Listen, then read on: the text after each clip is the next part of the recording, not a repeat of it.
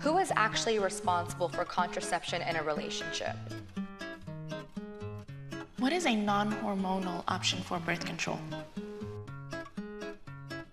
What is an outdated belief about sexual health that science has proven wrong? What?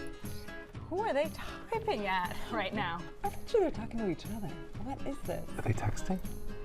You know, I think they might be talking to ChatGPT or some AI thing. Not ChatGPT. I hear they're going to them for like sexual help. Well, we're right here. I mean, hello. You're here. You're an expert. They need professional help. Sure do. Let's get into it.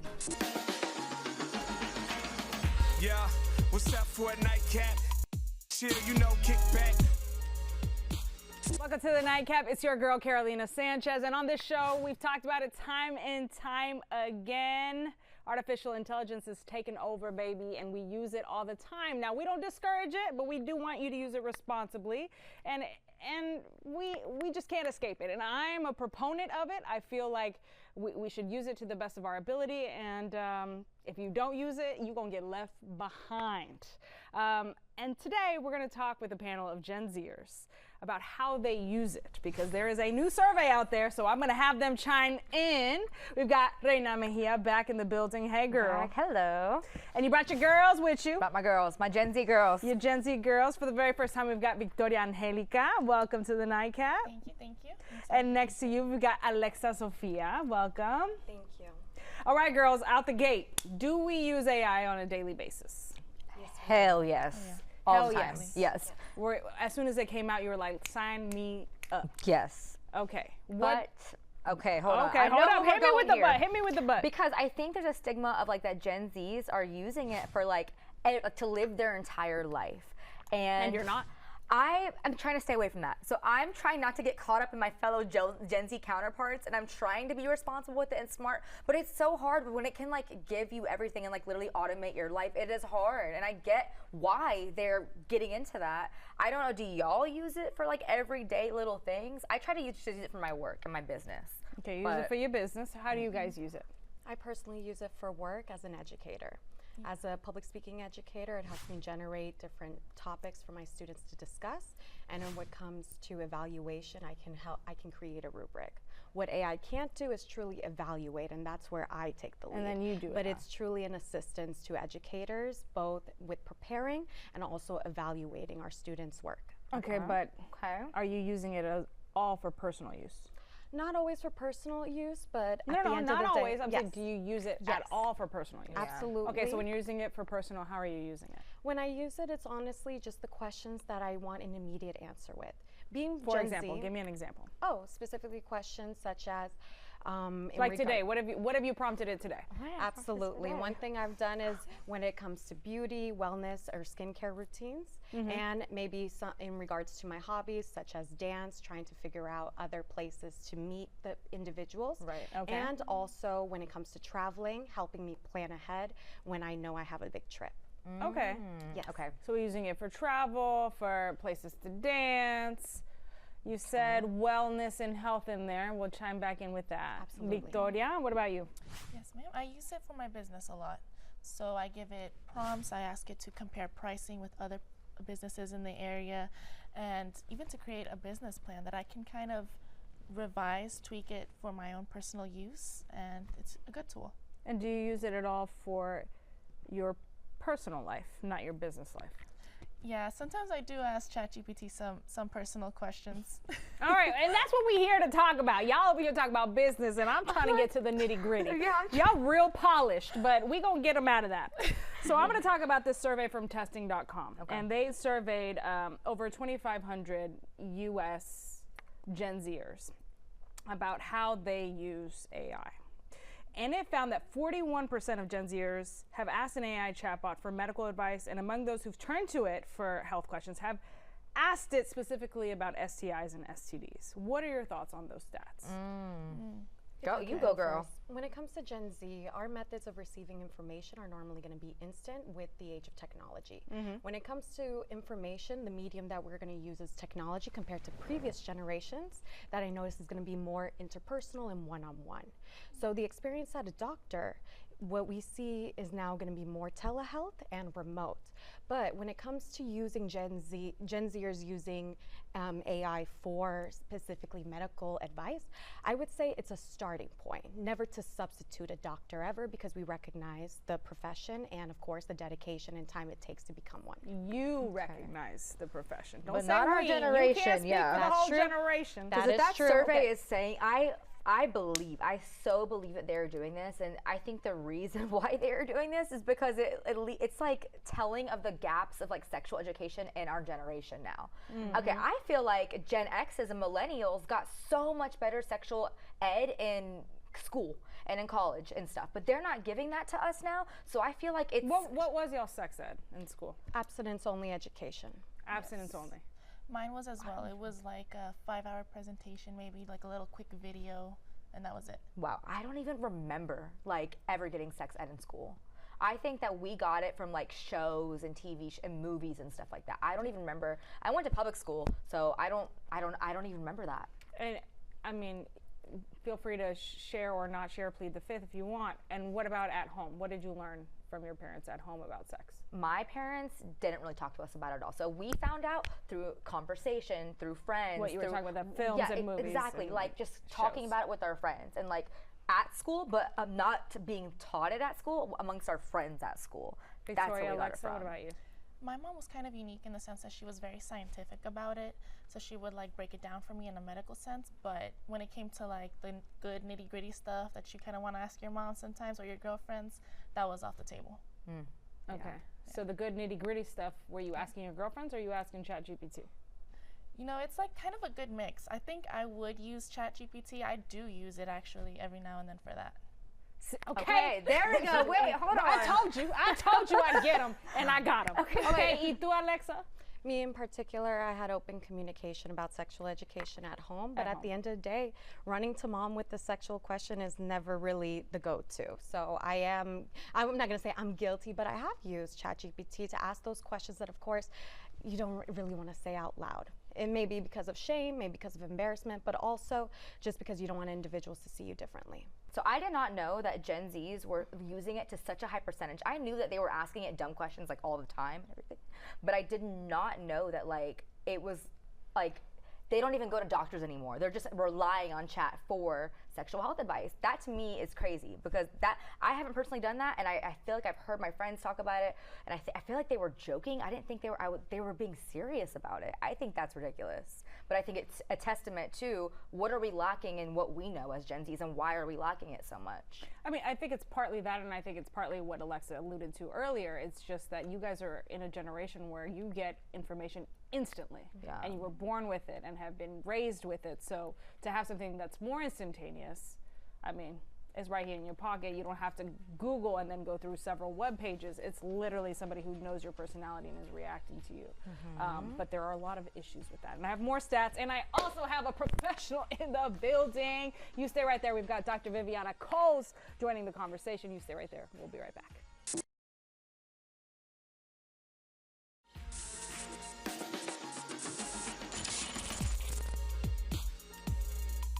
Welcome back to the Nightcap. We've been talking to our panel of Gen Zers. That's us. That's us. Raina, Victoria, and Alexa about, the use of ChatGPT, how many of your generation are turning to it for sexual health and beyond. And, you shared your own experiences with it and what you've used. You've been a little bit shy about it. But we've got our wonderful relationship and sex expert, Dr. Viviana Coles, who was listening. Guys, I was trying not to judge. No. She was judging. Every generation has times when they're using technology for good and other times where it's like, no, don't do that. Okay, so what are your thoughts on what they said? So here's the thing. I think that like with anything, you have to make sure that when you're, let's say, Googling something or searching for something, where are you searching for that? Are you using credible research, scholarly articles, or are you relying on just maybe something crowdsourced like Wikipedia or even ChatGPT at times? And I think for a lot of us, which I am absolutely using chat, like I love it, but I have trained it for 3 years. I have double checked it. I have had to call it out. Hey, no, don't tell me what I want to hear. The amount of times I have cussed out my ChatGPT. Yes. I will say, f***ing wrong. Do it Yes, again. this and is please wrong. Use sources. What do you mean you are citing something? Show it to me. No, that's not what that says. Yeah. So I think if you're taking it at face value, like with anything, you might be missing out on some really quality parts of using technology and AI. And look, we all have those questions that we're like, what is this? I don't know what that is. And that's okay to do that, but just double check it. Maybe triple check it if it's something as important as your medical health. So according to the study that I was referencing earlier, so 20% of the Gen Z adults that asked about the STD or STIs that they potentially had, half of the group went out to seek diagnosis. So they took the next step. And Only half. Wait, hold on. only half of them Pause. went to the medical. And then a third of them were misdiagnosed by AI. So AI told them, you're good, you don't have an STD or an STI, and bam, they go to the doctor. Yeah, you do. Yeah, wow. Yeah, you do. And only a small percentage of them actually went after talking to the AI and taking it at face value. Yeah, I think that sometimes maybe people are using it as like a journal instead of actually taking it to the next step, which would be to check on things. For instance, in that moment, like, hey, dear diary, I'm so scared that this itch is not going to go away. Dear diary, I kissed him and he had a sore. No, chat is not going to just be like, it's going to give you something back. And most of the time, it's very reaffirming. She's a cheerleader. I need to talk about that because that is, I think, the problem is that these my counterparts, they seem to actually like that Gen Z is so affirming to them and that it's like, oh no, you're in the right, you're good, don't even worry about it. They are like attracted to that, I think psychologically or something. But for me, and I think for the other half of Gen Zers that are going to the doctor and actually getting tested, they're like, hold on, like, I don't know about that, or they're questioning it, or they don't want to be right all the time. Because if we're right all the time, you know. Okay, come on. Okay. Victoria, I see you. What? Who doesn't like to be reassured, right? Okay, and I think that a lot of what we're seeing with Gen Zers is that we might be too embarrassed to go to the doctor. I mean, do you really want to go to the doctor and sit there and be like, so I have an itch? Yes, that's who your doctor is like, tell me you got itches. Like sometimes you just feel like too shy or scared about it, and the doctor might like, depending on the different doctors, I right? love that you though. might be belittled. Because then you can use your chat to say, hey chat, what's a way for me to bring up that I have this issue with my doctor the next time I go in? Right. Maybe you can use chat to help you figure out a way to share what your concern is. Because, you know, I was just talking to a Gen Zer, and she had gone on a few dates with this guy, and she had had unprotected sex with him. And I was like, oh, okay, you know, what's that about? What? Oh, it just, you know, it feels so much better without. And I said, are you assuming that y'all are exclusive? And she's like, I mean, I'm not sleeping with anyone else. And I was like, okay, what if he is? Well, I mean, he looks clean. Oh my God, that is so embarrassing. And I was like, you know what? I said, I'm hopeful that he is, but I would absolutely get a panel, because if you haven't had these talks, and even when you have, you can't confirm that they do not have something that they're passing on. Not that having an STI or STD is the end of the world. It's not. It's like everyone super gets common. one. It's super common, but if you are going out there assuming, because she's also dating other people, and maybe she's not sleeping with anyone right now, but she didn't say that they're exclusive or that they're even moving in that direction.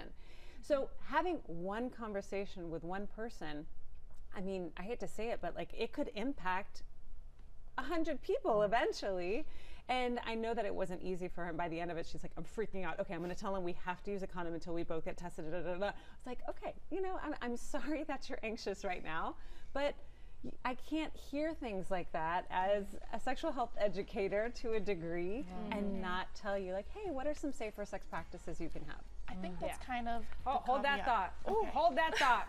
Ooh, I know Victoria's got thoughts. I know you got thoughts. Sit right there. We'll be right back.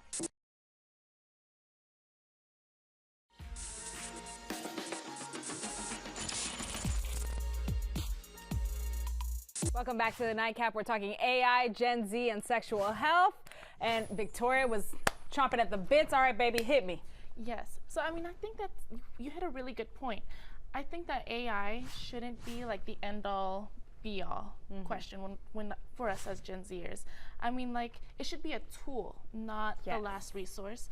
So, and I think that a lot of us are educated on that. I mean, a lot of us aren't going to take ChatGPT as a doctor, but half of us actually do, though, apparently. Yeah. That's what's scary.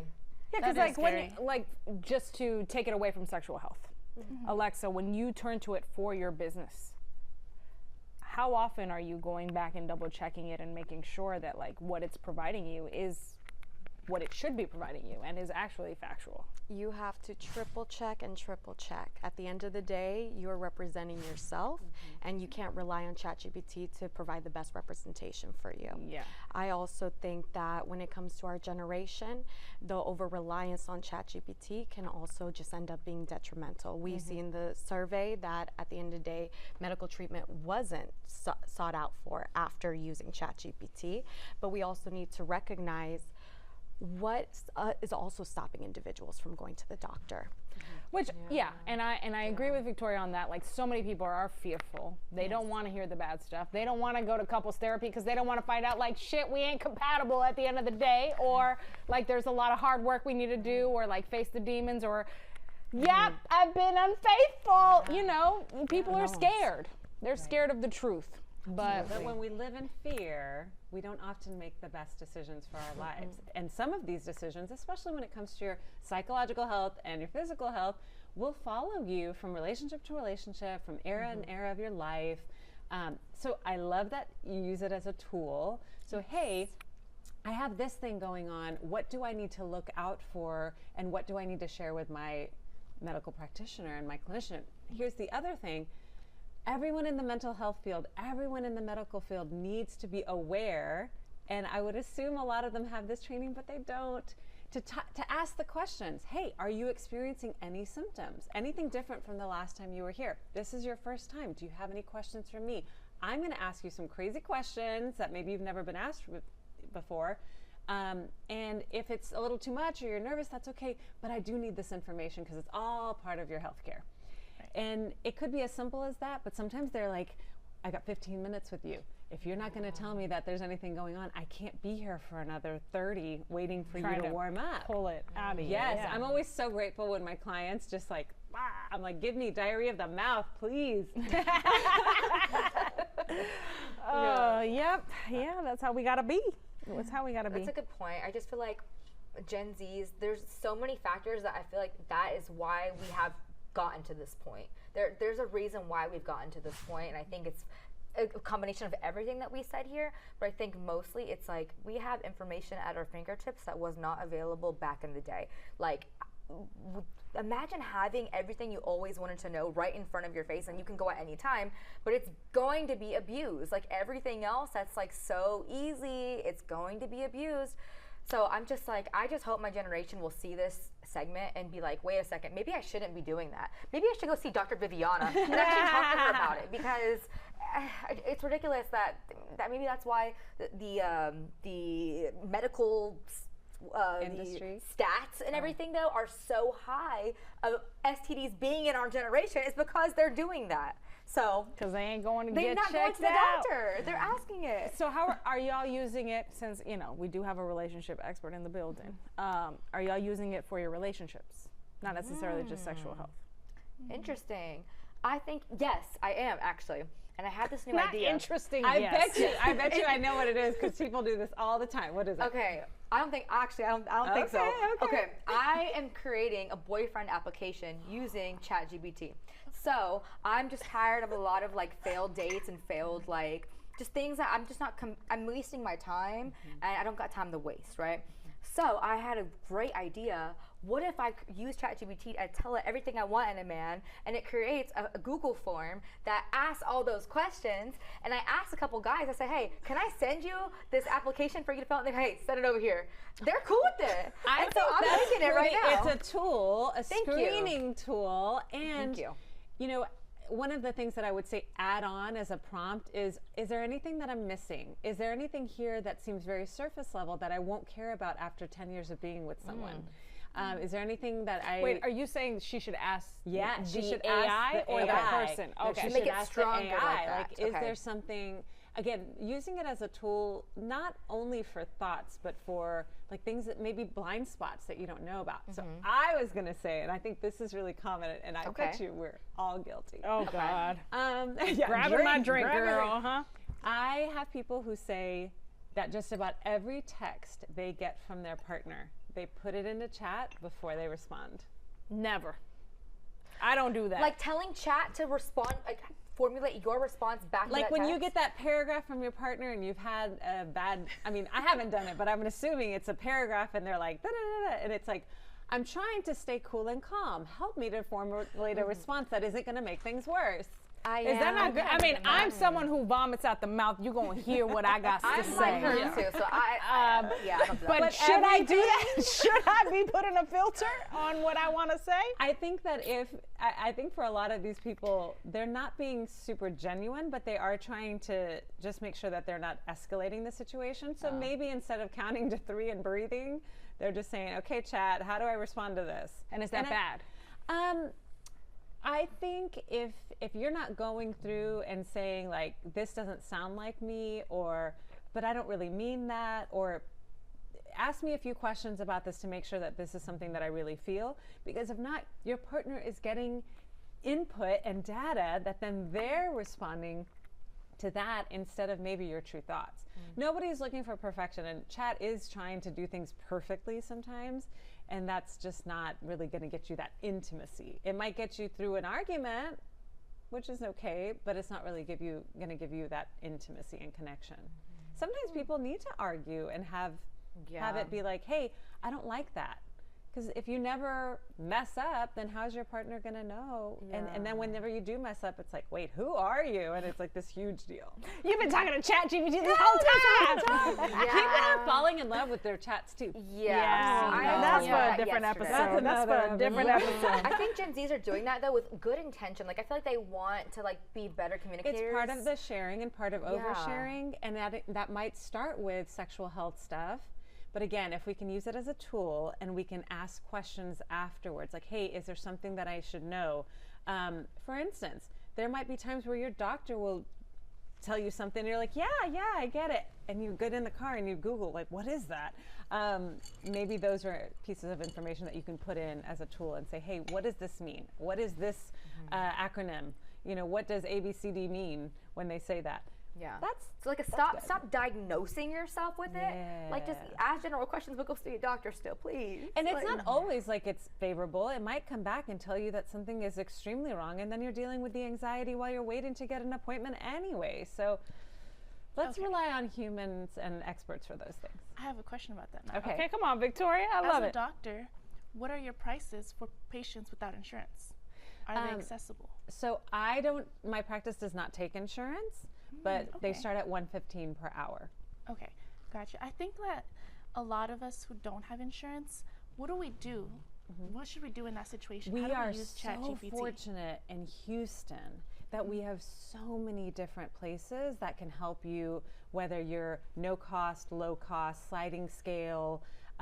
There are literally sponsors who are out there wanting to pay for you to get the help that you need. There are grants. There's so many things. I'm not saying that they're easy to get into. They might be super full, but if you haven't looked into community health centers, they're amazing. These people are licensed. They've been doing this for a really long time, and they might even take walk-ins.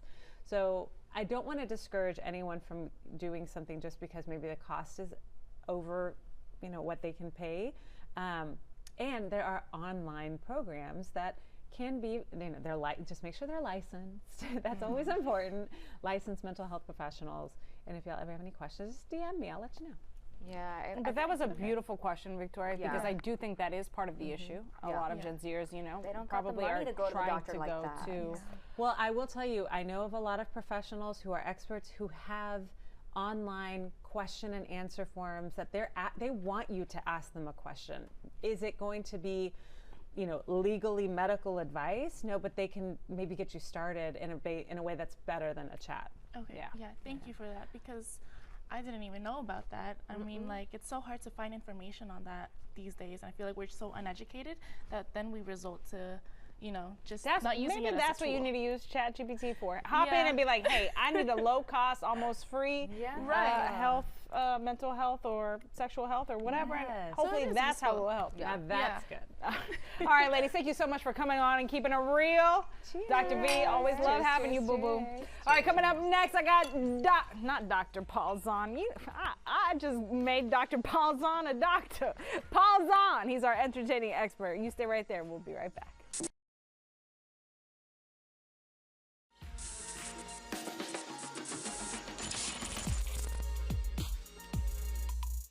Welcome back to the Nightcap. I'm behind the bar now because you saw him. Paul Zahn is back in the building, baby. He's the entertaining expert we love and adore here on the Nightcap. And you're here to do what? Back that glass up. Yes. Woo. And every time you come with a spread, baby, you got me drinking. Yep. All right. Okay. Let's kick it off. So let's get started with a springtime spritz right here. So I have some Riondo Prosecco, which we love from the Veneto region of Italy, which is in the north. It has some nice apple to it. Okay. It has some nice pear to it. Okay. We have a non-alcoholic offering now. So we can do a Hue No spritz. We also have the Prosecco Rosé in this fun little one for all those patio parties, the picnics, everything like that. Yes. But let's get to this Hue No spritz. So in this, Hue instead of a Hugo spritz, Oh, a Hue No No. spritz, because no Hue, we ain't drinking alcohol. So in this glass right here, I'm gonna pop in some elderflower syrup, and that's instead of elderflower liqueur. Then we're popping in some delicious lemon juice like so. Then we're topping it with some of the Riondo Prosecco, the non-alcoholic offering like so. And then we're gonna just top it with a little Topo Chico. So this is a great offering for your guests who aren't drinking, or if you are drinking and you just want a zebra stripe, which is one drink on, one drink off. You can have a delicious Zebra stripe? zebra striping. So it's one drink on, one drink off. So you can have a glass of the Riondo Prosecco Rosé. And not necessarily switch to the water. Yeah, You just can have keep the... one alcoholic, one non-alcoholic, and you get transported to Italy. Yeah. It's good, right? Yeah, baby, nice. I'm on the Amalfi Coast right now. Yeah, okay? exactly. Let's do it. Let's go to the Amalfi Coast. That's a field shoot. That's a field shoot. That's a Yeah, field we'll shoot. be there Okay. later. You know, Okay. just stay tuned. All right, what's next? Okay, next, what if I told you you could try 5 whiskeys in one box, all right here, in this box. Ready? 1, 2, 3. This is the Whiskey Atlas tasting kit from Flaviar.com. So it is 5 pours of some whiskeys that will take you around the world. So in here, we have some Great Jones Straight Rye. We have some Stranahan's American Single Malt Whiskey. We have Tin Cup's 10-year bourbon. We have Pendleton's 1910 bourbon. And then we have Bushmills 16-year-old Irish single malt. And what I did with that Bushmills, I crafted you a honey old fashioned at the end. So this Bushmills is triple distilled, aged in ex-bourbon casks, sherry casks, and port casks. Put some honey in there, some Angostura bitters, and voila, you have the perfect. Oh, that's nice. It's good for a spring night. You're sitting out there by the fire pit, having this whiskey to warm your soul. Yes. Oh, no, this is nice. And you could also put this in like the picnic basket. You could bring it to the patio, bring it in the backyard, everything like that. Or enjoy one once a day for the week. Once a day for the know, week. if you're going through it, you might need, a little Exactly. nightcap and Exactly. there's 5 different ones. Flaviar.com to order that. And it's a great gift too. It's a great gift. Yeah, That's what we I love was that. just going to say. Okay, sometimes you don't want to make a drink. You just want to grab and go. I have the perfect solution with some fun spring flavors right here with Just Hard Squeeze. So this is made with real fruit juice. It's alcohol that's made from sugar cane. It doesn't have any fizz. There's no fizz. It is fizz-free. It has some great flavors, which I love. That's interesting to see a can and it be No fizz. No fizz-free. fizz. Is this... The flavor. So that is the fizz-free one that I just poured over some ice. We have peach, we have mango, we have raspberry, and then my favorite, the pineapple. Pineapple. Delicious, right? Delicious. And something I love, you can make it fizzy. Just get a spritz glass, put some pineapple in there, put some ice. I'm gonna put you to work. You're gonna take the Just Hard Squeeze pineapple hard juice, pour that in there like much? so. Pour it all the way to the top. And we're just gonna top it with a Just a quick little little bit top. of Topo Chico if Oh, you yeah, do there want really that is fizz. no gas in that. No, How do you no. say that? No bubble. Sin gaso. Sin gas. It's sin gas, but how do you say that in English? Still? Still, yeah, Flat? without gas, Still flat. flat? Yeah, yeah. Same gas. Okay. So again, you get that real fruit. It's like you're biting into a watermelon, a pineapple when you taste that, Pineapple, right? that's really good. Gluten-free, Wait, this doesn't easy. feel like I'm having alcohol. Like, what kind of alcohol is in here? It's alcohol from cane sugar. It's easy breezy. What do you think? And dangerous. It's good, right? Dangerously good. Oh yeah, like this is perfect to have. You're having people over, like, Yeah. you know what? I'm not making the cocktails. No. I'm not Paulson. I'm No. not no entertaining expert. No. You just get a pack of these, bada bing, bada boom. And you put them in the fridge, and then you say, "Let me go make you a drink," and then you just pour it in there, hand it to them, and voila, easy. I love Yeah. it. All right, y'all better go follow Paul Zahn on Instagram. It's just at Paul Zahn. Maybe he's got all the tips and tricks for you, and he be traveling, so he'll show you where to go. All right, cheers to you. We'll see you guys next time. One of these is NA. Don't judge me.